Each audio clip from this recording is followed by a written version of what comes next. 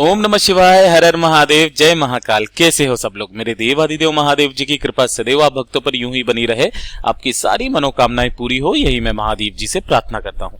देखिए, हमारे जीवन में कभी ना कभी एक ऐसा वक्त आता है जब आपको लगता है कि समय आपके पक्ष में नहीं है ना। आप जिस कार्य में हाथ डालते हो सफलता नहीं मिलती है। परिवार में भी कोई ना कोई समस्या हमेशा लगी हुई रहती है। कभी कोई बीमार पड़ जाता है, कभी आपका बनते बनते काम बिगड़ जाता है ना। व्यापार अच्छा चलते चलते एकदम से ठप हो जाता है। कुछ भी अगर आपको ऐसा लगता है कि आपका समय बहुत खराब चल रहा है, समय आपके पक्ष में नहीं है, जिस कार्य में हाथ डाल रहे हो सफलता नहीं मिल रही है, परेशान हो चुके हो, नौकरी के लिए जाते हो तो नौकरी नहीं लगती है ना, व्यापार अच्छे से नहीं चल रहा है, काफी सारी ऐसी परेशानियां, बीमारियों ने आपको घेरा हुआ है, सारी परेशानियां इसी वक्त की है कि आपका समय बिल्कुल सही नहीं चल रहा हो ना, तो मात्र एक बार इस उपाय को कीजिएगा। चांद को देख करके आपको 7 चावल के दाने गिरा देना है।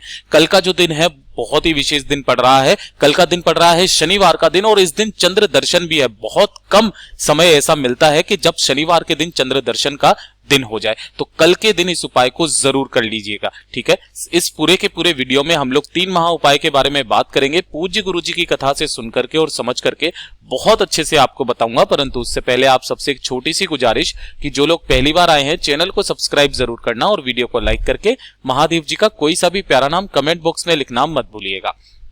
ठीक है, सबसे पहले बात कर लेते हैं पहले वाले उपाय की तरफ। ध्यान रखना, दूसरा वाला उपाय सभी लोगों को देखना है, क्योंकि दूसरे वाले उपाय जो है वो हर एक घर की समस्या है, उसे तो जरूर कर ही लेना। ठीक, देखिए पहला वाला उपाय किन लोगों को करना है, ध्यान से सुनिएगा। अगर समय आपके पक्ष में नहीं है, समय बिल्कुल विपरीत चल रहा है, काम बनते बनते बिगड़ जा रहे हैं, परिवार में कुछ भी अच्छा कर्म नहीं हो रहा है, ना ही व्यापार अच्छा चल रहा है, किसी की तरक्की नहीं हो रही है, परिवार के लोगों के दिमाग खराब रहते हैं, बहुत बार ऐसा होता है कि हमारा समय जो है हमारे साथ नहीं देता है ना, तो उन व्यक्तियों को ये वाला उपाय कल के दिन जरूर करना चाहिए। ठीक है ना, एक बार बस इस उपाय को कीजिएगा। करना क्या है, ध्यान से सुनिएगा।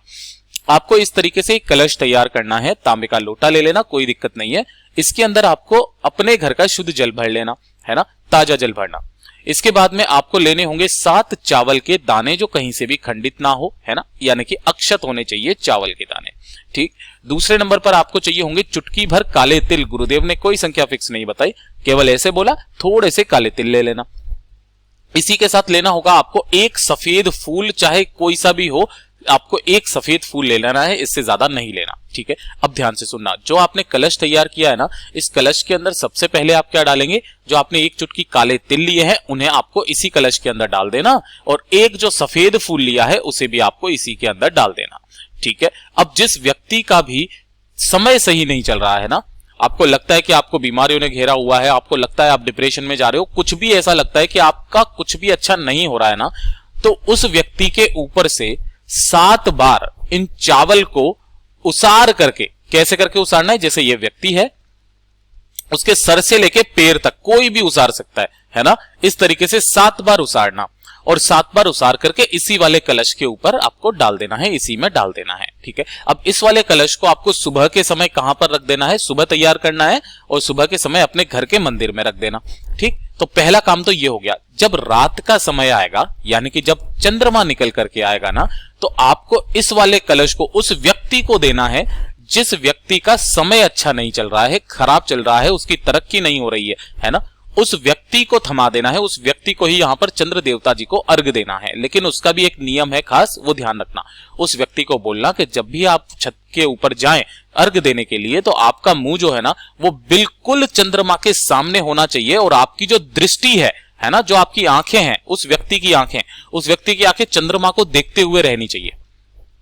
ठीक है ना, उस चंद्रमा को देखते हुए आपको उस एक लोटे शुद्ध जल का, जो जिसके अंदर आपने एक सफेद फूल डाला हुआ है, 7 चावल के दाने डाले हुए हैं ना, उसे आपको यहां पर अर्घ दे देना है। ध्यान रखना, अर्घ देते समय आपको जिन महादेव जी के नाम से अर्घ देना है वो है चंद्रमौली महादेव जी के नाम से, है ना, चंद्रमौली महादेव जी के नाम से आपको यहां अर्घ देना है। ध्यान रखना, अर्घ देते वक्त में जो भी जल नीचे की तरफ में गिरे उसकी छींटे आपके पैरों पर नहीं पड़ने चाहिए। ठीक है ना, तो इसके लिए आप या तो सबसे नीचे की तरफ में ना कोई बाल्टी वगैरह लगा देना, जिससे कि छींटे जो हैं आपके पैरों तक ना पड़े।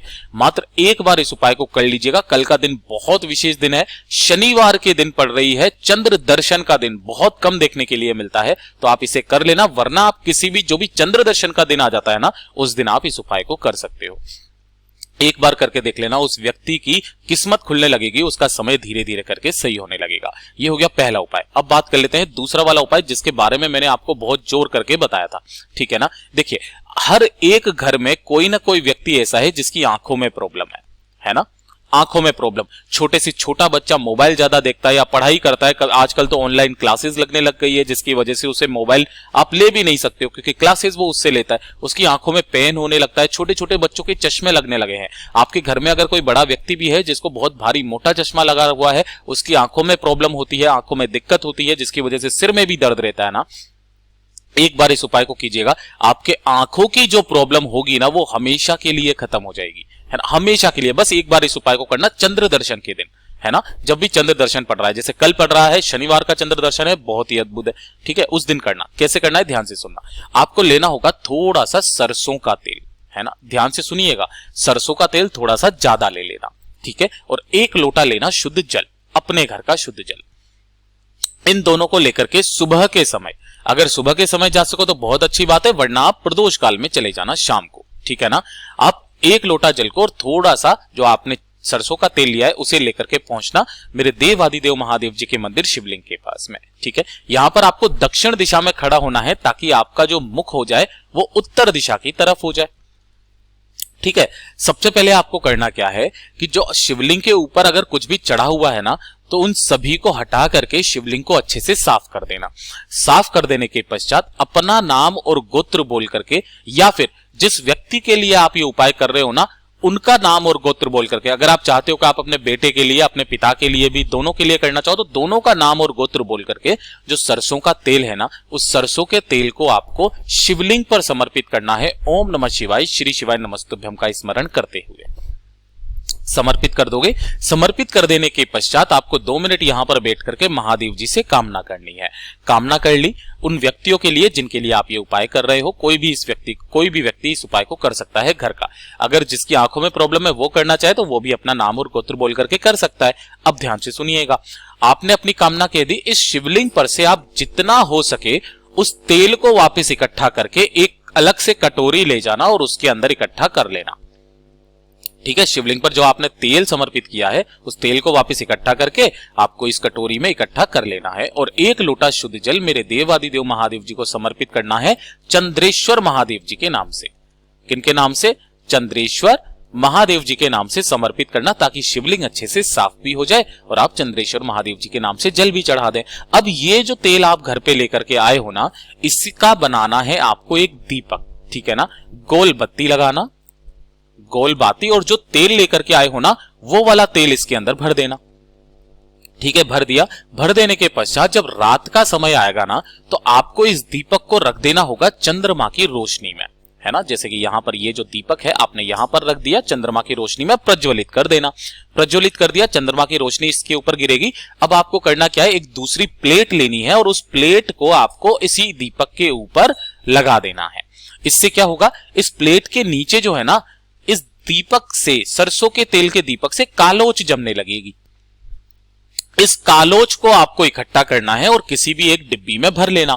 इसी कालोच के अंदर गाय माता का घी मिलाना, गाय का घी इसी के अंदर मिला लेना।